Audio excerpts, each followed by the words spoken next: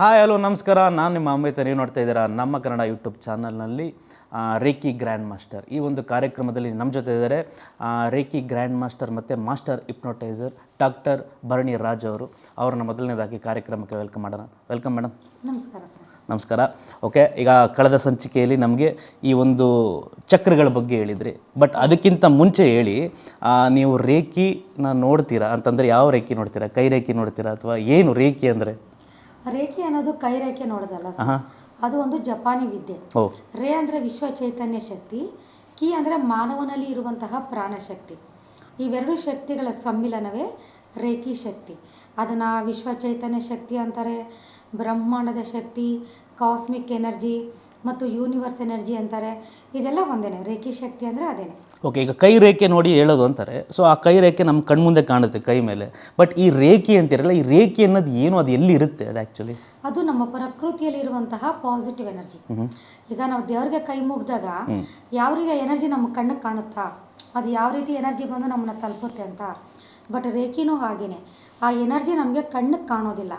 But ಆ reiki ಶಕ್ತಿಯನ್ನು ನಮ್ಮ ದೇಹಕ್ಕೆ ನಾವು ಕೊಟ್ಕೊಂಡಾಗ ಪ್ರತಿಯೊಂದರಲ್ಲೂ ಅದು ನಮಗೆ ರಿಸಲ್ಟನ್ನು ಕೊಡ್ತಾ ಇರುತ್ತೆ. ಖಂಡಿತವಾಗ್ಲೂ ನೀವೇನಾದರೂ ಇವ್ರ ಹತ್ರ ಬಂದರೆ ನಿಮ್ಮ ಕೈ ರೇಖೆನ ನೋಡಿ ಅಂತ ಹೇಳ್ಬಿಡಿ. ಯಾಕೆಂತಂದರೆ ಇವರು ಕೈ ರೇಖೆನ ನೋಡಿ ನಿಮ್ಮ ಭವಿಷ್ಯನ ಹೇಳೋದಲ್ಲ, ಊಹೆಗೂ ನಿಲುಕದಂತಹ ಒಂದು ವಿಷಯಗಳು. ಅಂತಂದರೆ ಈಗಿನ ಕಾಲದಲ್ಲಿ ಏನೇ ಒಂದು ಕಾಯಿಲೆ ಬಂದರೂ ಅಥವಾ ಹುಷಾರು ತಪ್ಪಿದ್ರೂ ಕೂಡ ಡಾಕ್ಟರ್ ಹತ್ರ ಹೋಗಿ ಇಂಜೆಕ್ಷನ್ ಆಗಲಿ ಅಥವಾ ಮಾತ್ರೆ ಆಗಲಿ ಇಲ್ಲ ಒಂದು ಸರ್ಜರಿ ಮುಖಾಂತರ ಗುಣನ ಮಾಡ್ಕೋತೀವಿ. ಆದರೆ ಇವರು ಮಾಡುವಂತಹ, ಇವ್ರು ಕಲ್ತಿರೋಂತಹ ಒಂದು ವಿದ್ಯೆನಲ್ಲಿ ಯಾವ ಒಂದು ಮೆಡಿಸನ್ನು ಇಲ್ಲದೇ, ಸರ್ಜರಿ ಇಲ್ಲದೇ, ಇಂಜೆಕ್ಷನ್ ಇಲ್ಲದೆ, ಟ್ಯಾಬ್ಲೆಟ್ ಇಲ್ಲದೆ, ಒಂದು ಟಾನಿಕ್ ಕೂಡ ಇಲ್ಲದೇ ಅವರು ಆ ಒಂದು ಕಾಯಿಲೆಯನ್ನು ದೂರ ಮಾಡ್ತಾರೆ. ಸೊ ಇದೇ ರೇಖೆಯ ಒಂದು ಶಕ್ತಿ ಅಲ್ವಾ? ಖಂಡಿತ. ಓಕೆ ಮೇಡಮ್, ಈಗ ಕಳೆದ ಸಂಚಿಕೆಯಲ್ಲಿ ನೀವು ಚಕ್ರಗಳ ಬಗ್ಗೆ ಹೇಳಿದ್ರಿ. ಸೊ ಈ ಚಕ್ರಗಳು ಅಂದಾಗ ನಮಗೆ ಈ ಸೈಕಲ್ ಚಕ್ರ ಆಗಲಿ, ಲಾರಿ ಚಕ್ರ ಆಗಲಿ, ಬಸ್ ಚಕ್ರ ಆಗಲಿ, ಈ ಥರ ಚಕ್ರಗಳು ನಮ್ಗೆ ನೆನಪಾಗುತ್ತೆ. ಆದರೆ ಇದಕ್ಕೂ ಮೀರಿದಂತಹ ಚಕ್ರ, ಮಾನವ ದೇಹದಲ್ಲಿ ಇರತಕ್ಕಂಥ ಚಕ್ರಗಳು, ಆ ಒಂದು ಚಕ್ರಗಳು ಯಾವುವು? ಅವು ಎಲ್ಲಿ ಇರ್ತವೆ ಮಾನವನ ಒಂದು ದೇಹದಲ್ಲಿ? ಇಲ್ಲಿ ನಮಗೆ ಚಕ್ರಗಳು 8 ಇರುತ್ತೆ.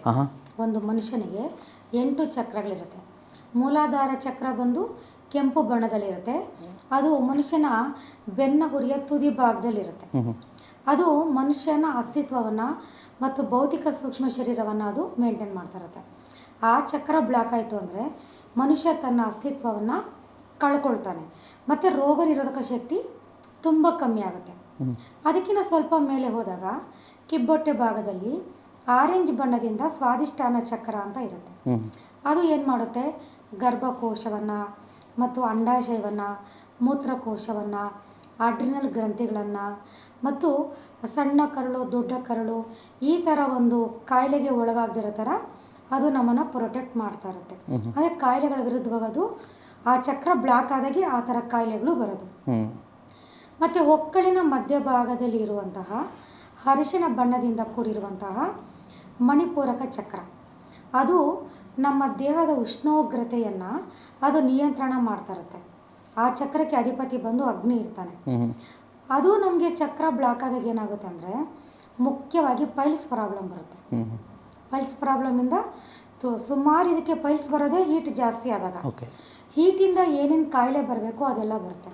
ಜೊತೆಗೆ ಅದಕ್ಕೆ ಕನೆಕ್ಟ್ ಆಗಿರುವಂತಹ ಕಿಡ್ನಿಗಳು, ಅದಕ್ಕೆ ಕನೆಕ್ಟ್ ಆಗಿರುವಂತಹ ಲಿವರ್, ಇವುಗಳನ್ನ ಅದು ಪ್ರೊಟೆಕ್ಟ್ ಮಾಡ್ತಾ ಇರುತ್ತೆ. ಅದಕ್ಕಿಂತ ಸ್ವಲ್ಪ ಮೇಲೆ ಬಂದಾಗ ಮೇಲ್ಹೊಟ್ಟೆಯಲ್ಲಿ ಯೆಲ್ಲೋ ಬಣ್ಣದಿಂದ ಕೂಡಿರುವಂತಹ ಸೋಲಾರ್ ಪ್ಲೆಕ್ಸಸ್ ಚಕ್ರ ಅಂತ ಇರುತ್ತೆ. ಅದಕ್ಕೆ ಅಧಿಪತಿ ಬಂದು ಸೂರ್ಯ. ಇದು ಈ ಚಕ್ರ ಏನಾದರೂ ಬ್ಲಾಕ್ ಆದರೆ ಯಾವಾಗೂ ಭಯ ಆಗೋದು, ಕಾರಣನೇ ಇರೋದಿಲ್ಲ. ಭಯ ಭಯ ಭಯ ಭಯ ಒಬ್ಬರ ಹತ್ರ ನಿಂತ್ಕೊಂಡು ಮಾತಾಡೋಕ್ಕಾಗೋದಿಲ್ಲ, ಸ್ಟೇಜ್ ಫಿಯರ್ ಆಗೋದು, ನಾವು ಅಂದ್ಕೊಂಡಿದ್ದನ್ನ ಕಾನ್ಫಿಡೆನ್ಸ್ ಆಗಿ ಇನ್ನೊಬ್ಬರ ಮುಂದೆ ಹೇಳಲಿಕ್ಕಾಗೋದಿಲ್ಲ. ಎಷ್ಟೇ ಓದಿದ್ರು, ಎಷ್ಟೇ ಬುದ್ಧಿವಂತರಾದರೂ 4 ಜನರ ಮುಂದೆ ಅದನ್ನು ತೋರಿಸ್ಕೊಳ್ಳೋಕ್ಕೆ ಆಗೋದಿಲ್ಲ. ಮತ್ತು ಜೊತೆಗೆ ಏನು ಪ್ರಾಬ್ಲಮ್ ಅಂದರೆ ಮುಖ್ಯವಾಗಿ ಅದು ಫ್ಯಾಂಕ್ರಿಯ ಕನೆಕ್ಟ್ ಆಗಿರೋದ್ರಿಂದ ಶುಗರು ಬರದಿರೋ ಥರ ನಮ್ಗೆ ಆ ಚಕ್ರ ತಡೀತಾ ಇರುತ್ತೆ. ಆ ಚಕ್ರ ಬ್ಲಾಕ್ ಆದರೆ ಬೇಗ ಶುಗರ್ ಬರುವಂತಹ ಚಾನ್ಸಸ್ ಇರುತ್ತೆ. ಅದಕ್ಕೂ ಮೇಲೆ ಹೋದಾಗ ನಮ್ಮ ಎದೆಯ ಮಧ್ಯಭಾಗದಲ್ಲಿ ಹಸಿರು ಬಣ್ಣದಿಂದ ಕೂಡಿರುವಂತಹ ಅನಾಹತ ಚಕ್ರ ಅಂತ ಇರುತ್ತೆ. ಈ ಅನಾಹತ ಚಕ್ರ ಬ್ಲಾಕ್ ಆದರೆ ಹಾರ್ಟ್ ಪ್ರಾಬ್ಲಮ್ ಬರುತ್ತೆ, ಶ್ವಾಸಕೋಶದ ಸಮಸ್ಯೆ ಬರುತ್ತೆ, ಮತ್ತು ಕೆಮ್ಮು ಬರುತ್ತೆ, ಮತ್ತು TB ಕಾಯಿಲೆ ಬರೋದು, ಶ್ವಾಸಕೋಶದ ಕ್ಯಾನ್ಸರ್ ಬರೋದು, ಉಸಿರಾಟದ ತೊಂದರೆ ಆಗೋದು, ಹಾರ್ಟ್ ಅಟ್ಯಾಕ್ ಆಗೋದು ಆಗುತ್ತೆ. ಯಾಕಂದರೆ ಈ ಚಕ್ರ ಆ್ಯಕ್ಟಿವ್ ಆಗಿದ್ರೆ ಮಾತ್ರ ಅಲ್ಲಿರುವಂತಹ ಅಂಗಾಂಗಗಳು ಆ್ಯಕ್ಟಿವ್ ಆಗಿರೋದು, ಆರೋಗ್ಯವಾಗಿರೋದು. ಇನ್ನೂ ಸ್ವಲ್ಪ ಮೇಲೆ ಬಂದಾಗ ಗಂಟಲಿನ ಮಧ್ಯಭಾಗದಲ್ಲಿ ನೀಲಿ ಬಣ್ಣದಿಂದ ಕೂಡಿರುವಂತಹ ವಿಶುದ್ಧಿ ಚಕ್ರ ಅಂತ ಇರುತ್ತೆ. ಅದೇನು ಮಾಡ್ತಾ ಇರುತ್ತೆ, ನಮ್ಮ ಒಂದು ಗಂಟಲಿನ ಫುಡ್ ಪೈಪನ್ನು, ಮತ್ತು ಉಸಿರಾಟದ ನಾಳವನ್ನು, ಮತ್ತು ಥೈರಾಯ್ಡನ್ನು, ಮತ್ತು ಗಂಟಲ ಕ್ಯಾನ್ಸರನ್ನು, ಗಂಟಲಿಗೆ ಸಂಬಂಧಪಟ್ಟಂತಹ ತೊಂದರೆಗಳನ್ನು, ಕೆಲವರಿಗೆ ಬಾಯಿ ಮಾತು ಸರಿಯಾಗಿ ಬರೋದಿಲ್ಲ, ಅಥವಾ ಕೆಲವು ಮಕ್ಕಳು ಮಾತಾಡೋಕ್ಕೆ ತುಂಬ ದಿನ ಆದರೂ ಮಾತಾಡೋದಿಲ್ಲ, ಕೆಲವರು ಮಾತಾಡೋದು ತೊದಲ್ತಾ ಇರ್ತಾರೆ, ಕೆಲವರು ಮಾತಾಡಿದ್ರೂ ಕೆಲವು ಅಕ್ಷರಗಳನ್ನು ಏನು ಮಾಡ್ತಾರೆ, ಬಿಟ್ಬಿಡ್ತಾ ಇರ್ತಾರೆ. ಅಂಥ ಸಮಸ್ಯೆಗೆಲ್ಲ ನಮ್ಮದು ಕಾರಣ ಏನಾಗಿರುತ್ತೆ, ನಮ್ಮದು ವಾಯ್ಸ್ ಬಾಕ್ಸು ಕಾರಣ ಆಗಿರುತ್ತೆ.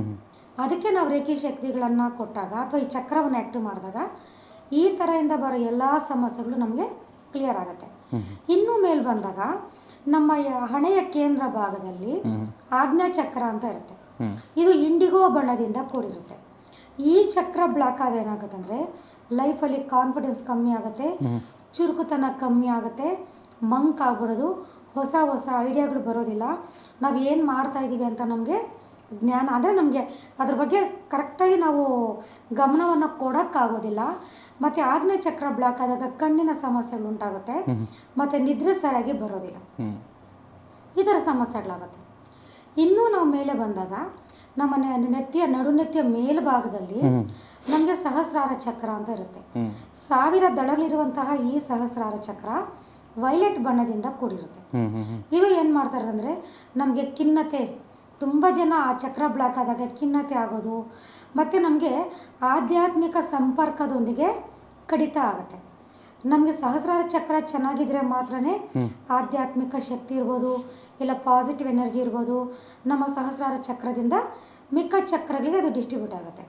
ಯಾವಾಗ ನಮಗೆ ಸಹಸ್ರಾರ ಚಕ್ರ ಬ್ಲಾಕ್ ಇರುತ್ತೋ ಯಾವುದೇ ಒಂದು ಪಾಸಿಟಿವ್ ಎನರ್ಜಿ ಅಥವಾ ದೈವಿ ಶಕ್ತಿ ಆಧ್ಯಾತ್ಮಿಕದೊಂದಿಗೆ ಸಂಪರ್ಕ ಎಲ್ಲ ಕಟ್ಟಾಗುತ್ತೆ. ಜೊತೆಗೆ ನಮಗೆ ನಡುನೆತ್ತಿಯಲ್ಲಿ ತಲೆನೋವು ಬರೋದು, ಮೆದುಳಿಗೆ ಸಂಬಂಧಪಟ್ಟಂತಹ ಕಾಯಿಲೆಗಳು ಬರೋದು, ಈ ಥರ ಸಮಸ್ಯೆಗಳು ಉಂಟಾಗುತ್ತೆ. ಆದ್ದರಿಂದ ನಮ್ಮ 8 ಚಕ್ರಗಳು ಆರೋಗ್ಯವಾಗಿ ಇದ್ದಾಗ ನಮ್ಮನ್ನು 8 ಲೇಯರಲ್ಲಿ ನಮ್ಮ ಸುತ್ತ ಕೋಳಿ ಮೊಟ್ಟೆ ಆಕಾರದಲ್ಲಿ ಸುತ್ತಾ ಇರುತ್ತೆ, ನಮ್ಮ ದೇಹವನ್ನು ಪ್ರೊಟೆಕ್ಟ್ ಮಾಡ್ತಾ ಇರುತ್ತೆ. ಈ ಥರ ಇದ್ದಂತಹ ಸಂದರ್ಭದಲ್ಲಿ ಯಾವುದಾದ್ರೂ ಪೂರ್ವಜನ್ಮ, ಪ್ರೇತಾತ್ಮ, ಮಾಟ ಮಂತ್ರ ಅಥವಾ ಜನಗಳ ದೃಷ್ಟಿ, ಜನಗಳ ಶಾಪ, ಸರ್ಪದೋಷಗಳು, ಈ ಥರ ಯಾವುದಾದ್ರೂ ನೆಗೆಟಿವ್ಸ್ ಅಂತ ಬಂದಾಗ ಏನು ಮಾಡುತ್ತೆ, ಆ 8 ಸೂಕ್ಷ್ಮ ಶರೀರಗಳನ್ನು ಫುಲ್ಲು ಡೌನ್ ಮಾಡುತ್ತೆ. ಡೌನ್ ಮಾಡಿ ಬಂದು ನಮ್ಮ ದೇಹದ ಚಕ್ರಗಳಲ್ಲಿ, ನಮ್ಮ ದೇಹದ 24 ಶಕ್ತಿ ಕೇಂದ್ರಗಳಲ್ಲಿ ಬಂದು ಕೂತ್ಕೊಂಡಾಗ ಮನುಷ್ಯ ಎಲ್ಲ ರೀತಿಯ ಸಮಸ್ಯೆಗೆ ಒಳಗಾಗ್ತಾನೆ. ಓಕೆ, ಈಗ ನಾವು ಸೈಂಟಿಫಿಕ್ಕಾಗಿ ನೋಡೋಕೆ ಹೋಯ್ತು ಅಂತಂದರೆ, ಈಗ ಡಾಕ್ಟ್ರು ಒಬ್ಬ ಮನುಷ್ಯನ ದೇಹದಲ್ಲಿ ಏನೇನಿದೆ ಅನ್ನೋದನ್ನು ಒಂದು ಸರ್ಜರಿ ಮುಖಾಂತರನೋ ಅಥವಾ ಆ ಒಂದು ಬಾಡಿನ ಓಪನ್ ಮಾಡಿ ಎಕ್ಸ್ಪ್ಲೈನ್ ಅನ್ನೋದು ಮಾಡ್ತಾರೆ, ತೋರಿಸ್ತಾರೆ, ಇದು ಆರ್ಟ್, ಇದು ಕರಳು, ಇದು ಕಿಡ್ನಿ, ಇದು ಇಲ್ಲಿಲ್ಲೇ ಇದೆ, ಹಿಂಗೆ ಇರುತ್ತೆ ಅಂತ.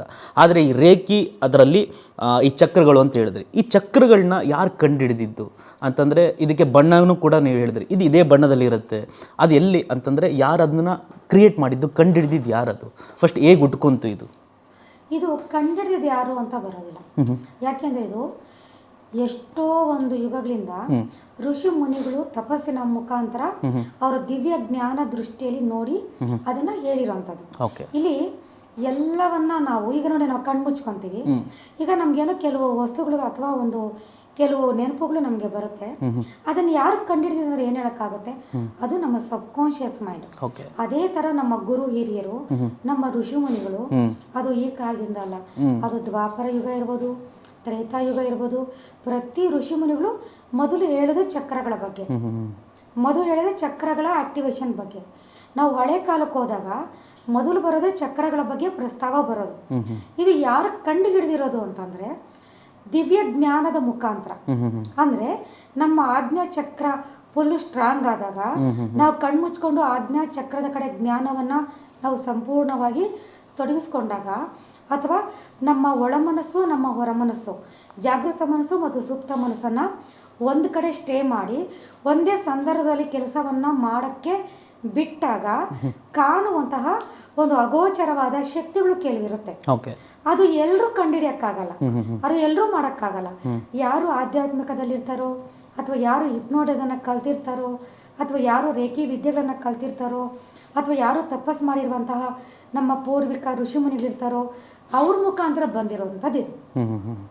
ಈಗ ನಾವೊಂದು ಎಷ್ಟೋ ಪೂಜೆ ಮಾಡ್ತೀವಿ, ನಾವೆಷ್ಟೋ ಹೋಮ ಹವನಗಳನ್ನು ಮಾಡ್ತೀವಿ, ಅಥವಾ ಎಷ್ಟೋ ಒಳ್ಳೆ ತುಂಬ ಪವರ್ಫುಲ್ ದೇವ್ರ ಹತ್ರ ಹೋಗ್ತೀವಿ. ಇವತ್ತೆಲ್ಲ ಕುತ್ಕೊಂಡು ಧ್ಯಾನ ಮಾಡ್ತಾ ಇದ್ವಿ, ಎಲ್ಲಿ ನಮ್ಗೇನೋ ಕಾಣ್ತಾ ಇಲ್ಲ, ಎಲ್ಲಿ ಬಂದು ದೈವಶಕ್ತಿ ನಮಗೆ ಬಂದು ತುಂಬಿತು ಅಂದರೆ ಅದಕ್ಕೆ ಆನ್ಸರ್ ಮಾಡೋಕ್ಕೆ ಯಾರ ಕೈಲೂ ಆಗಲ್ಲ. ಅದೇ ಅಲ್ಲಿ ಒಬ್ಬ ವ್ಯಕ್ತಿ ಕುತ್ಕೊಂಡು ಕರೆಕ್ಟಾಗಿ ನಮ್ಮ ಆಜ್ಞಾ ಚಕ್ರವನ್ನು ಆ್ಯಕ್ಟಿವ್ ಮಾಡಿಕೊಂಡು ದೇವ್ರ ಕಡೆ ಗಮನವನ್ನು ಕೊಟ್ಕೊಂಡು ಅಲ್ಲಿ ಪ್ರಾರ್ಥನೆ ಮಾಡಿದಾಗ ಆ ಅನುಭವ ಆ ವ್ಯಕ್ತಿಗಾಗಿರುತ್ತೆ. ಅದು ಎಲ್ರಿಗೂ ಹೇಳೋಕ್ಕಾಗೋದಿಲ್ಲ. ಅದು ಯಾರು ಆ ಫೀಲ್ಡಲ್ಲಿ ಇರ್ತಾರೋ, ಯಾರು ಆಧ್ಯಾತ್ಮಿಕದಲ್ಲಿ ತಮ್ಮನ್ನು ತಾವು ತೊಡಗಿಸ್ಕೊಂಡಿರ್ತಾರೋ ಅಥವಾ ಒಂದು ಧ್ಯಾನದಲ್ಲಿ ತೊಡಗಿಸ್ಕೊಂಡಿರ್ತಾರೋ ಅವ್ರಿಗೆ ಕಾಣುವಂಥವು. ಆದರೆ ಈಗ ಉದಾಹರಣೆಗೆ ತುಂಬ ಜನ ಅದನ್ನು ಕೇಳ್ತಾರೆ ಅಂತಂದರೆ, ರೇಖಿ ಅಂದಾಗ ಸುಮಾರು ಜನಕ್ಕೆ ಅದು ಗೊತ್ತೇ ಇರಲ್ಲ. ಅದರಲ್ಲೂ ಕೂಡ ಈ ಚಕ್ರಗಳು ಮನುಷ್ಯನ ದೇಹದ ಸುತ್ತ ಸೇರಿ ತಿರುಗುತ್ತೆ ಅಂದಾಗ ಅದನ್ನು ಹೆಂಗೆ ತೋರಿಸಿ ಅಂತ ಕೆಲವರು ಕೇಳ್ತಾರೆ. ತಿರುಗೋದಿಲ್ಲ, ಆ ಚಕ್ರಗಳಿಂದ ಉಂಟಾಗಿರುವಂತಹ ಎನರ್ಜಿ ನಮ್ಮ ಸುತ್ತು ಏನಾಗುತ್ತೆ, ಸುತ್ತ ನಮ್ಮ ಶರೀರವನ್ನ ಅದು ಪ್ರೊಟೆಕ್ಟ್ ಮಾಡ್ತಾ ಇರುತ್ತೆ. ಅದನ್ನು ಯಾರು ಕಂಡುಹಿಡಿದ್ರು ಅಂತಂದರೆ, ಈಗ ನೋಡಿ ಉದಾಹರಣೆಗೆ ಹೇಳಬೇಕು ಅಂತಂದರೆ ಇದೇ ಋಷಿಮುನಿಗಳು ಅಂತ ಇವ್ರು ಹೇಳಿದ್ರು. ಅದೇ ಋಷಿಮುನಿಗಳು ಸೈನ್ಸ್ ಅವರು ಈಗ ಅಂತಂದರೆ ವಿಜ್ಞಾನದ ಮುಖಾಂತರ ಈಗ ಗ್ರಹಗಳು ಇಲ್ಲಿದೆ ಅಂತ ನೋಡೋದನ್ನು ಎಷ್ಟೋ ಋಷಿಮುನಿಗಳು ತುಂಬ ವರ್ಷಗಳ ಹಿಂದೆಯೇ ಹೇಳಿದರು. ಅಂದರೆ ಈ ಗ್ರಹ ಇಲ್ಲೇ ಇದೆ, ಇಷ್ಟು ಗ್ರಹಗಳಿದೆ ಅನ್ನೋದನ್ನು. ಅದೇ ರೀತಿ ಈ ಚಕ್ರಗಳ ಬಗ್ಗೆನೂ ಅವರ ಒಂದು ದಿವ್ಯ ಜ್ಞಾನದಿಂದ ಇದನ್ನು ಕಂಡುಹಿಡಿದಿದ್ದಾರೆ ಅಂತಂದರೆ ಗುರುತಿಸಿದ್ದಾರೆ ಅಂತ ನೀವು ಹೇಳ್ತಾ ಇದ್ದೀರಾ.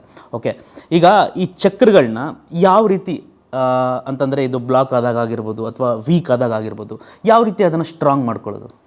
ಈಗ ನಾವು ಎರಡು ಥರ ಸ್ಟ್ರಾಂಗ್ ಮಾಡ್ತೀವಿ. ಒಂದನೇದು ಬಂದು ನಾವು ಹಿಪ್ನೋಟೈಸ್, ಸೆಕೆಂಡ್ ಸ್ಟೇಜ್ ಹಿಪ್ನೋಟೈಸ್ ಅಂದರೆ ಸೆಲ್ಫ್ ಹಿಪ್ನೋಟೈಸ್ ಮುಖಾಂತರ ಚಕ್ರಗಳನ್ನು ಬ್ಲಾಕೇಜಸ್ ಎಲ್ಲ ಓಪನ್ ಮಾಡಿ ಚಕ್ರಗಳನ್ನು ರೀಸ್ಟಾರ್ಟ್ ಮಾಡಿ ಮಾಡುವಂಥದ್ದು ಒಂದು ಪದ್ಧತಿ ಇರುತ್ತೆ. ಹಿಪ್ನೋಟೈಸ್ ಆಯಿತು. ನೆಕ್ಸ್ಟು ರೇಖೆಯಿಂದ ಚಕ್ರಗಳಿಗೆ ಎನರ್ಜಿಯನ್ನು ಕೊಟ್ಟಾಗ ಯಾವ ಚಕ್ರಗಳಿಂದ ಯಾವ ಸಮಸ್ಯೆಗಳು ಉಂಟಾಗಿರುತ್ತೋ ಆಟೋಮೆಟಿಕ್ಕಾಗಿ ಆ ಸಮಸ್ಯೆಗಳೇನಾಗುತ್ತೆ ದೂರ ಆಗ್ತಾ ಅಥವಾ ನಮ್ಗೆ ಆ ಸಮಸ್ಯೆಗಳಿಂದ ನಾವು ಹೊರಬರೋಕ್ಕೆ ಶುರು ಮಾಡ್ತೀವಿ.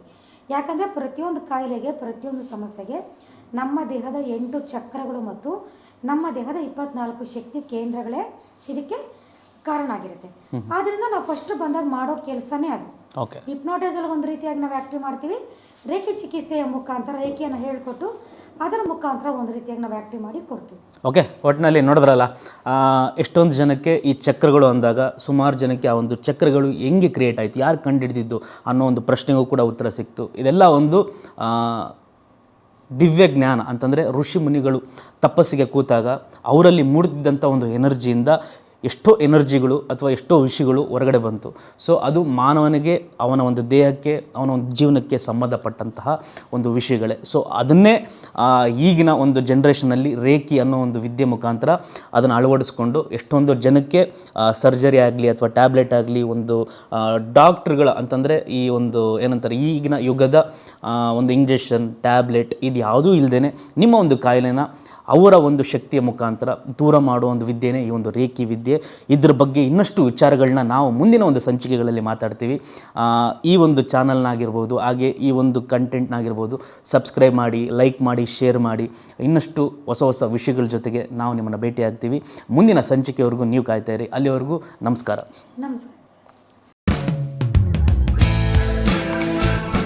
ನಮ್ಮ ಕನ್ನಡ ಫೇಸ್ಬುಕ್ ಪೇಜ್ನ ಲೈಕ್ ಮಾಡಿ, ಯೂಟ್ಯೂಬ್ ಚಾನೆಲ್ನ ಸಬ್ಸ್ಕ್ರೈಬ್ ಮಾಡಿ. For more updates, click on the bell icon. Namma Kannada Digital Media.